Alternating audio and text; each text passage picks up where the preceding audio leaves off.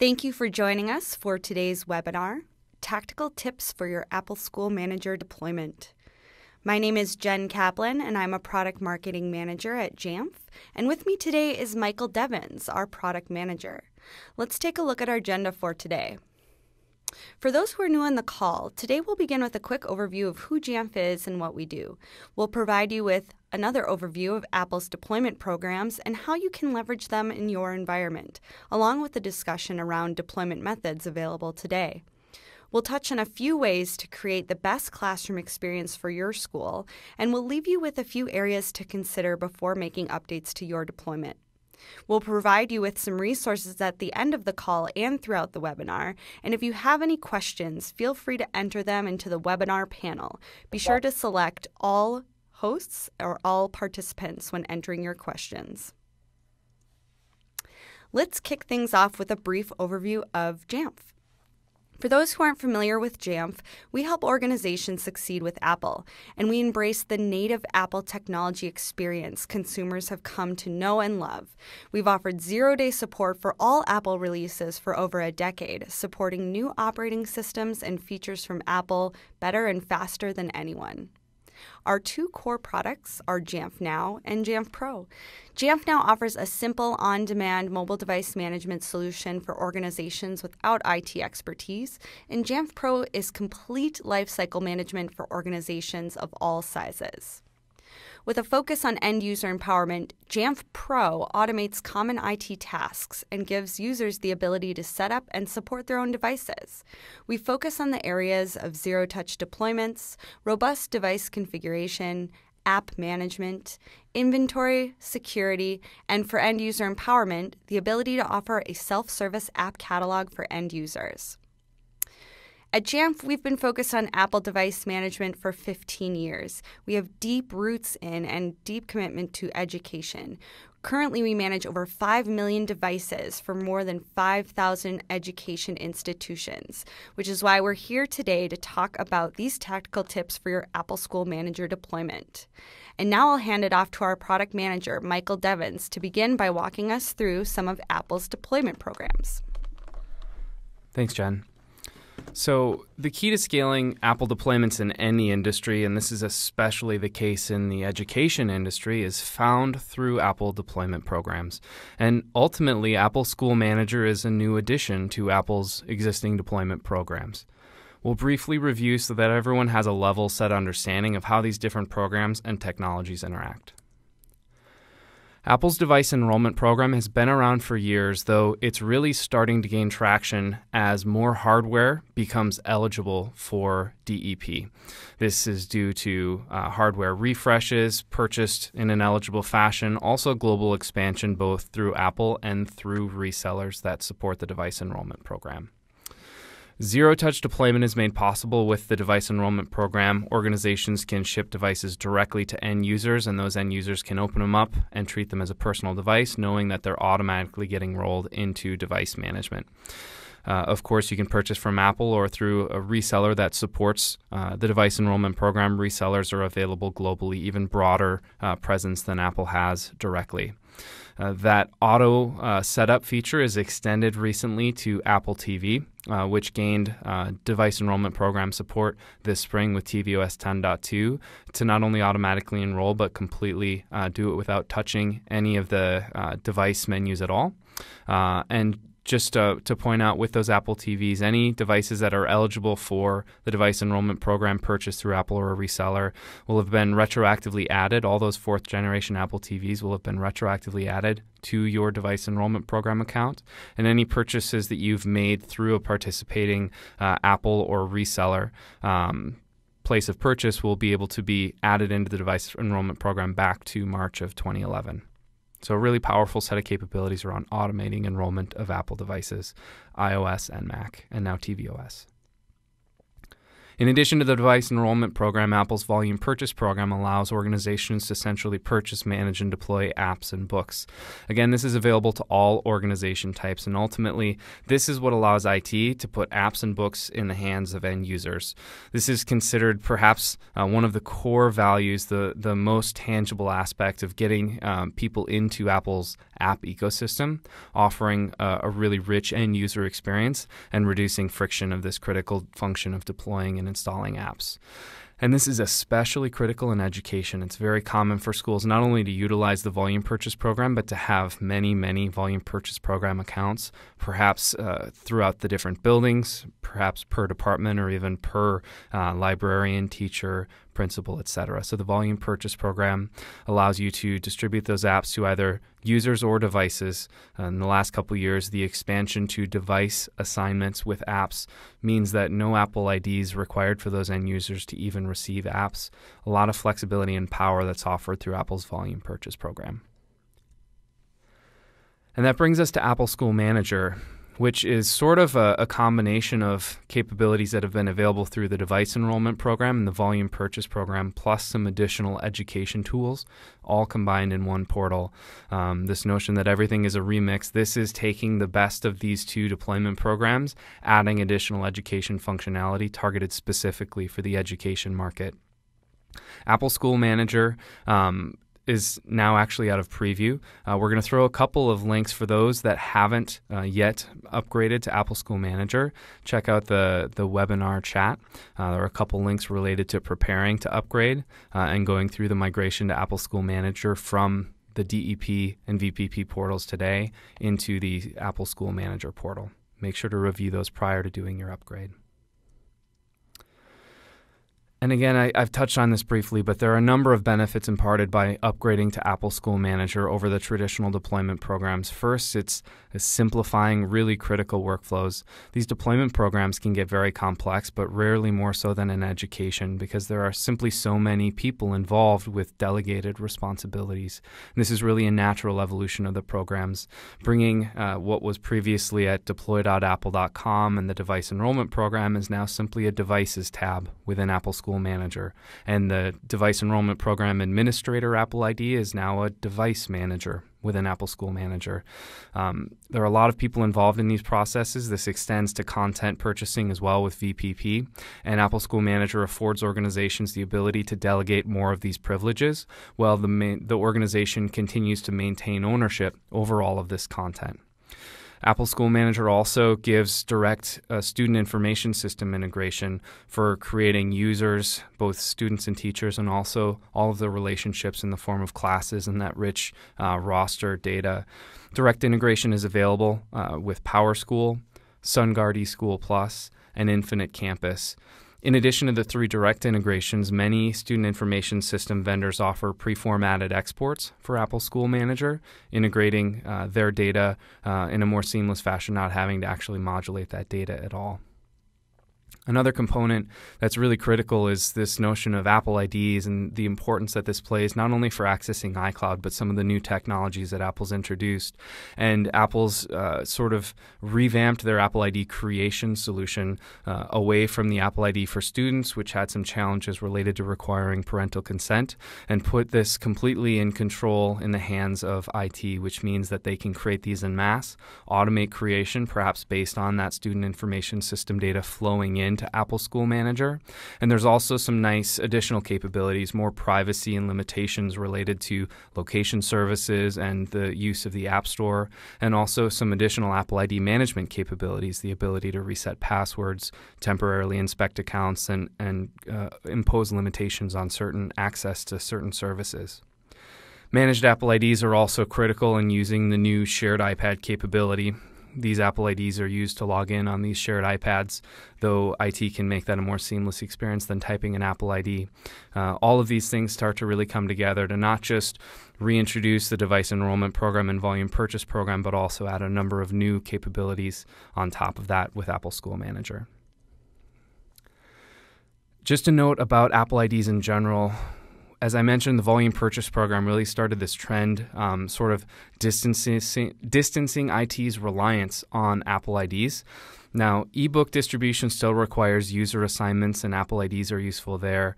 In general, the migration away from core functionality depending upon Apple IDs, that's a trend that we're seeing.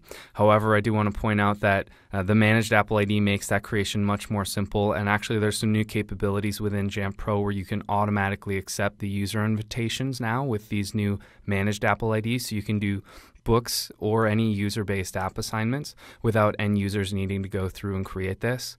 And I also want to point out that many schools have students, a portion of their population that have already created Apple IDs, and that's great. A lot of schools aren't necessarily recreating Apple IDs for all students. One thing you might think about is starting with the next incoming class, that's when we'll introduce Managed Apple IDs.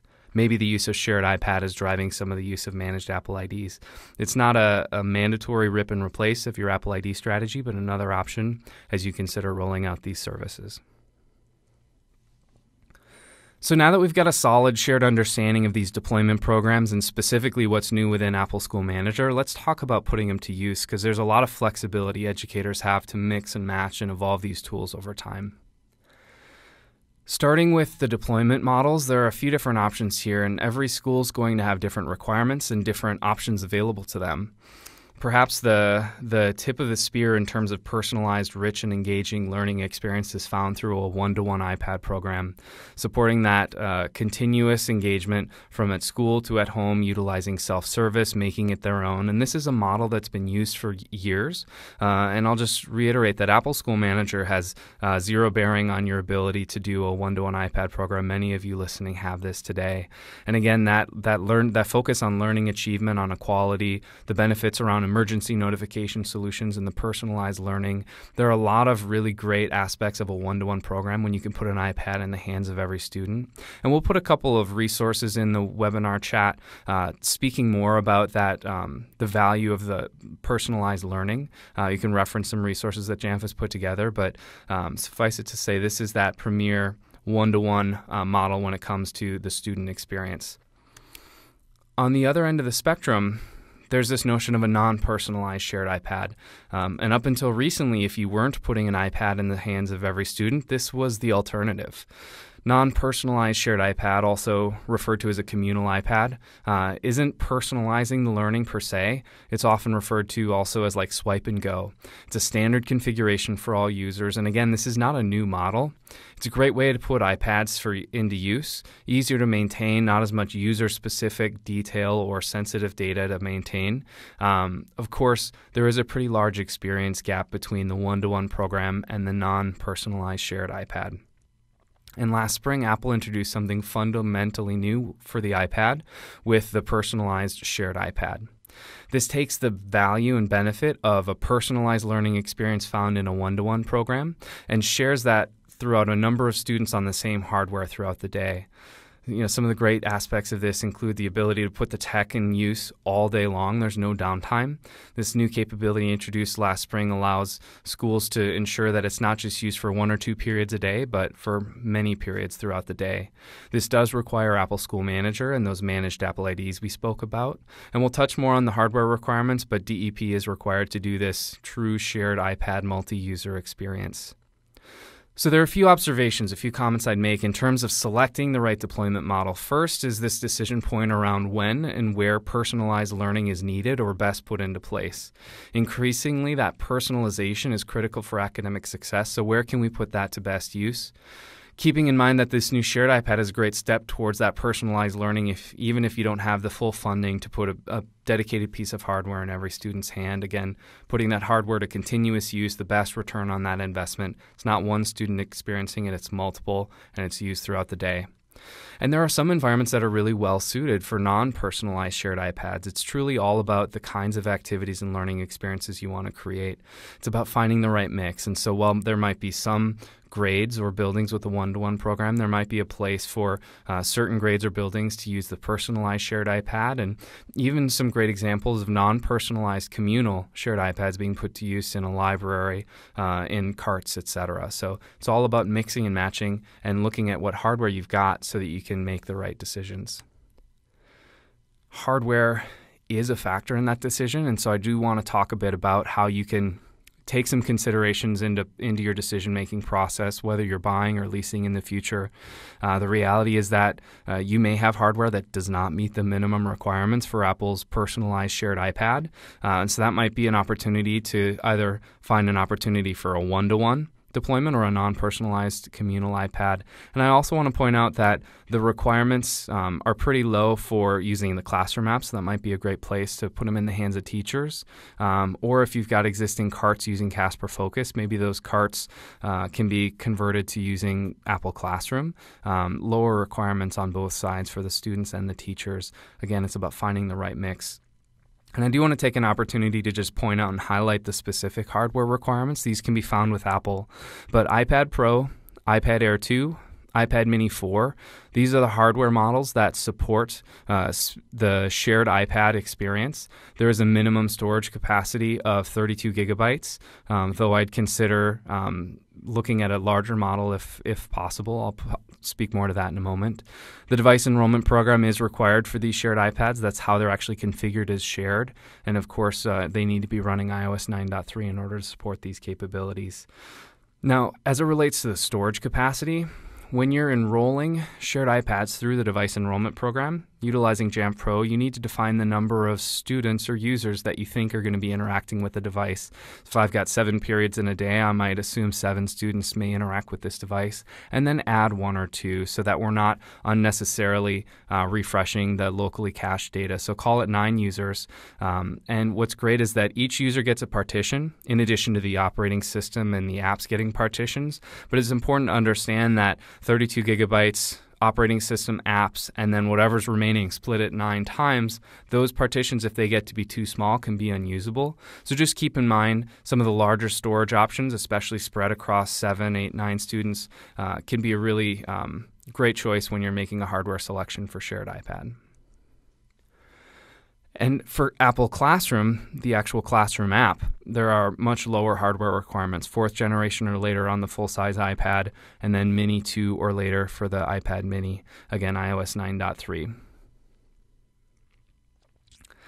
I do want to just speak about a little bit more as it relates to the shared iPad. So as everyone's well aware, this has been around for about a year now, but iPads historically have been single-user devices, and today this option to have multiple students log in throughout the day with a personal experience, it's a really rich experience. All of that data stored up in iCloud, and again, Jamf configures these students and their Managed Apple IDs as a part of configuring the shared iPad. So when Mia taps her photo, her Managed Apple ID is populated, she simply enters her passcode. We automatically deploy all of these things, and if you're using an optional photo server, we can actually push down the images as a part of that configuration as well. Shared iPad is completely compatible with Classroom app. Features, including the Assign feature, are available through Classroom app, so Shared iPad can be used with Classroom app.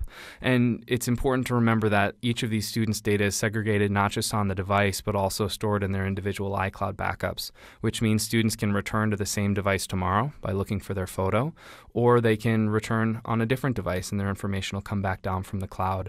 And the oldest user, if they need to make room for a 10th student, the oldest user on that device will get purged to make room for the new user so long as their information's backed up to the cloud. So there's some intelligence in managing that local cache data built right into the operating system. Another tip I wanted to share as it relates to deploying content to these devices. We're deploying, for instance, apps all to the devices. Meanwhile, different students are logging in, and we can actually provide different experiences depending on who's logging in. So let's say this is a cart used by both 4th graders and 5th graders. I can deploy the sum total of apps that both 4th and 5th graders would need to this iPad. And then when a 4th grader logs in, utilizing an app usage restriction payload, I can actually say only show the 4th grader apps. And conversely, when the next hour a 5th grader logs in, I can say only show the 5th grade apps. You can also utilize SelfService on shared iPad, and this is great for distributing ebooks or other content. But just keep in mind that allowing users to install apps on shared iPad through SelfService can potentially cause some runaway installations because users cannot delete apps on these shared iPads. So be careful of what type of content you're asking them to install through SelfService versus putting there for them in a bit more of a strategic way. So we've talked a lot of technical logistics. Let's explore the classroom experience for the teachers and the students, since this truly is perhaps the most tangible piece of puzzle for most of your end users and also the most flexible. The star of the show is the Classroom app itself. It's been around for just over a year. Apple introduced some new features this spring. They've got a 2.0 version of Classroom app. So let's break down some of these capabilities, because as I said, there's a lot of way to mix and match functionality. In terms of the way to think about Classroom app, some of you may be using Casper Focus today. Some of you may be net new to Apple solutions in general. One of the biggest new capabilities that was introduced with the new release of Classroom was the ability for potentially an unmanaged device or a device managed in a solution like Jamf Now without the full education support to manually have teachers create classes and students can manually join and leave those classes without the complex integration of education support or even Apple School Manager. And so those unmanaged classes are a new concept. We've had managed classes for a year. Of course, those capabilities all carry forward as well.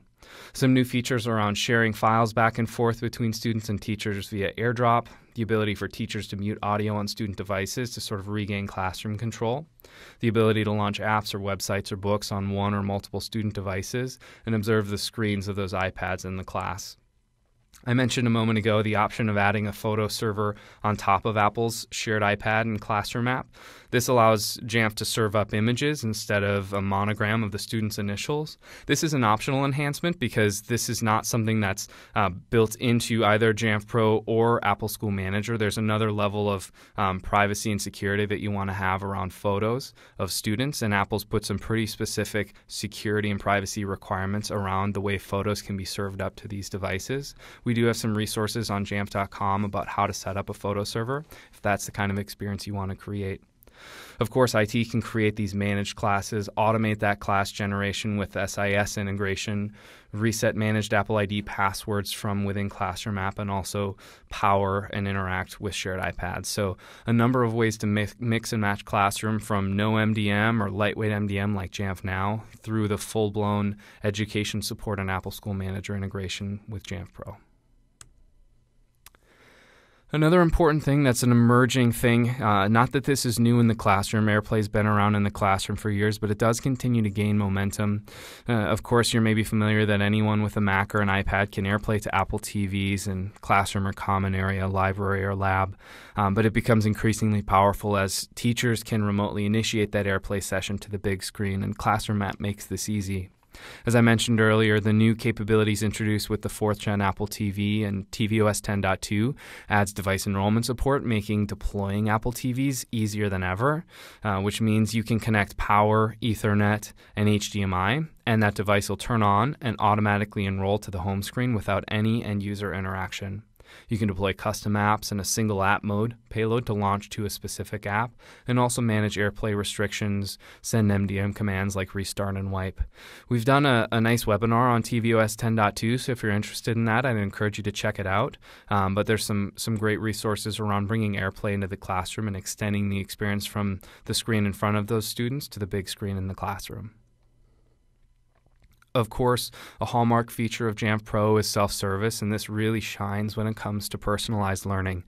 The idea is that you as IT admins or ITs can empower teachers and students with easy access to all of the relevant apps, books, and other resources they might have.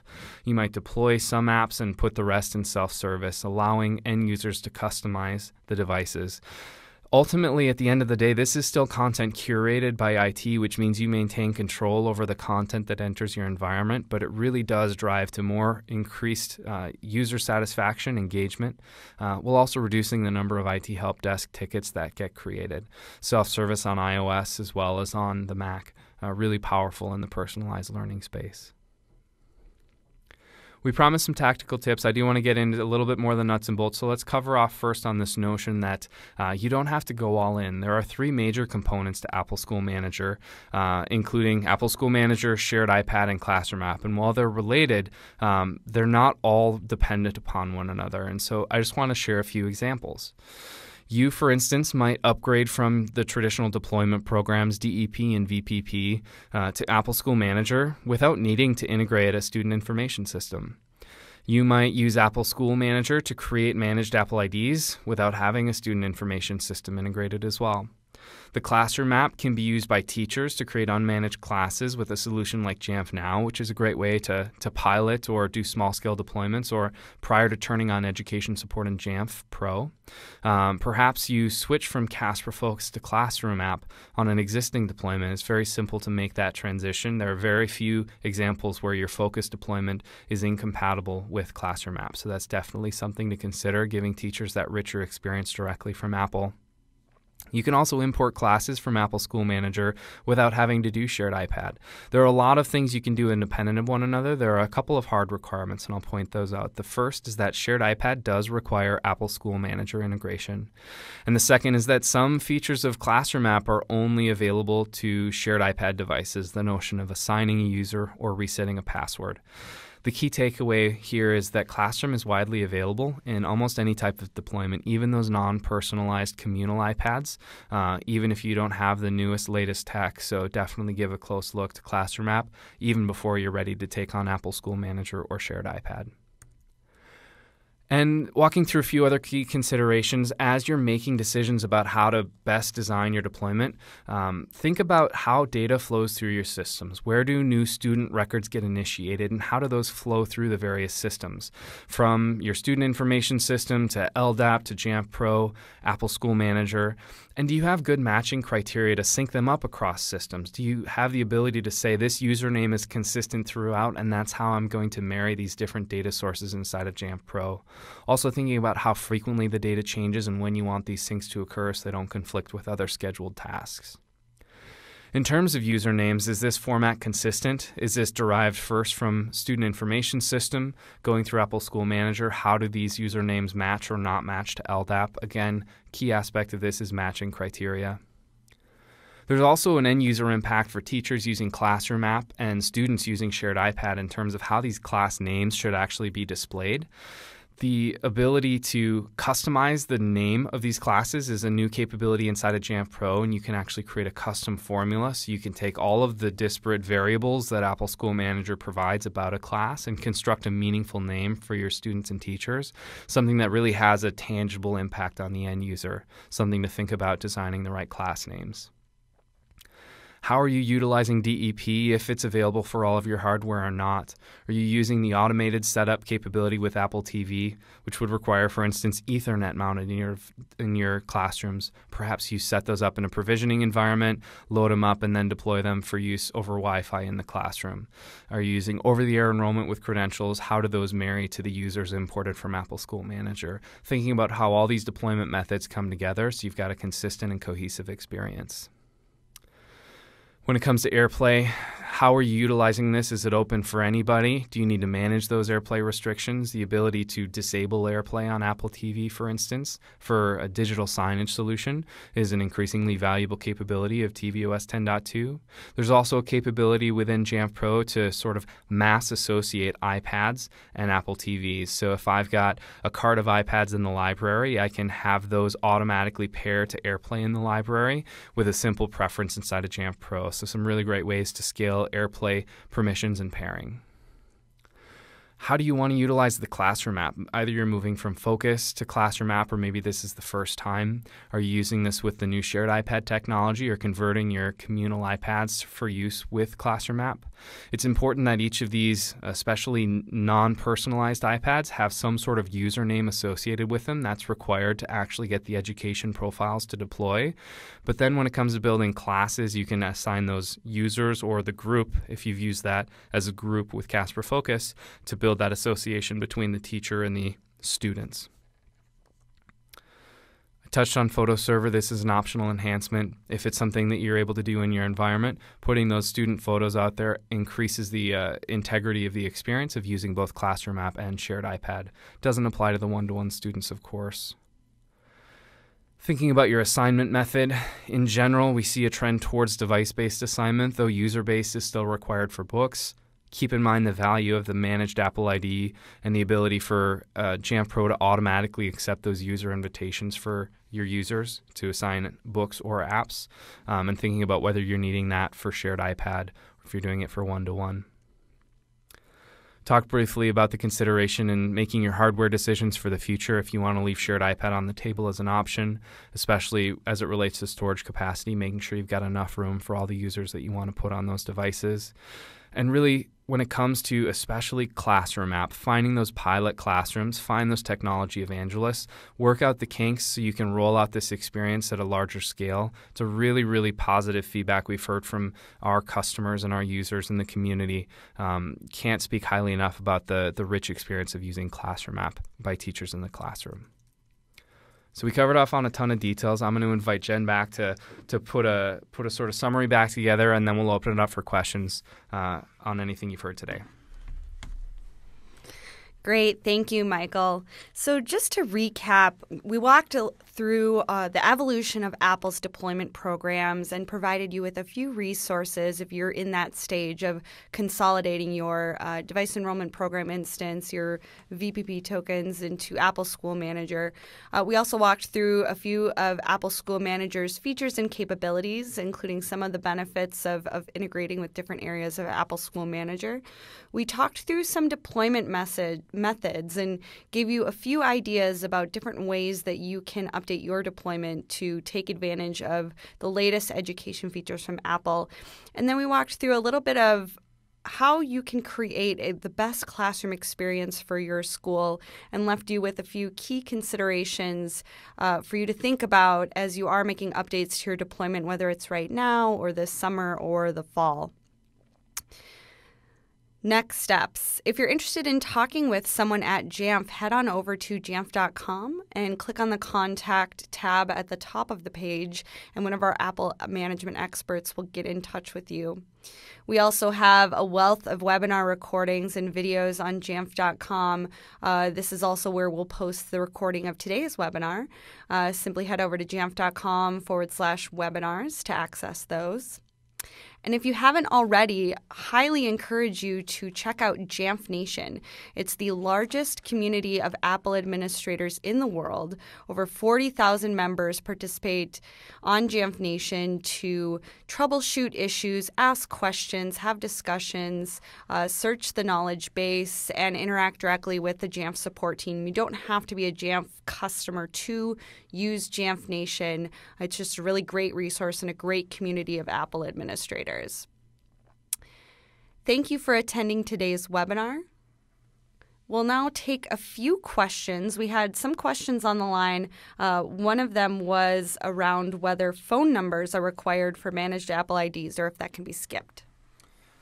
So I haven't gone through in the last few days, but as far as everything that I've interacted with, there are very few required details for creating managed Apple IDs. Phone number is not a requirement for students. There may be some requirements around some of the faculty or staff, depending on the role that a person has. They might require other pieces of information.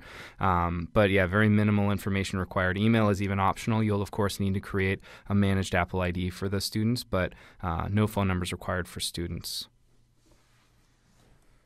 There's another question relating to the minimum hardware requirements for shared iPad, and yes, the question is, does this include the new iPad 9.7-inch, super descriptive, most recent release iPad? Yes, that absolutely is actually an incredibly appealing option for many schools, especially at the price point of the larger storage capacity. So the new 9.7-inch iPad is absolutely eligible for use with shared iPad as well. There's another question as it relates to Apple ID management and what to do as students leave the school. Though I haven't witnessed this process firsthand, I know that there have been discussions around how Apple plans to handle the quote-unquote graduation of users and allowing them to take their Apple IDs with them as they leave the organization. I haven't seen firsthand what that looks like. I don't know exactly the process of that. I know it's a consideration they've discussed. I would encourage you to reach out to your Apple contact to learn more about how best to handle that situation as far as fully relinquishing the ID as opposed to simply letting them log in on their personal devices. There's another question relating to whether there's a need for managed Apple IDs or other credentials if you're deploying a cart of the non-personalized shared iPad. So this is actually a very common use case today where I've got a cart of 20 iPads, no specific users assigned to them, and I want to use those either in the past with Casper Focus or today with Classroom App. So to be a bit more explicit, if I've got 20 iPads, call it cart A.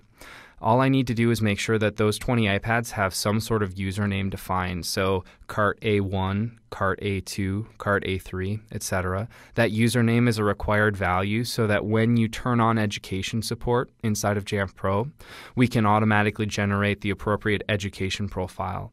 And those 20 quote-unquote students, those 20 communal non-personalized shared iPads will be delivered a profile, and whichever devices or users are assigned as a teacher of that class will receive teacher permissions related to those 20 iPads. And that teacher device can use Classroom App and interact with either a group of those 20 users or just a device group of those 20 devices. Again, the difference between what you may have done before with Casper Focus and Classroom App is the need for a username with that education profile to be generated. There's another question around password requirements for Apple IDs.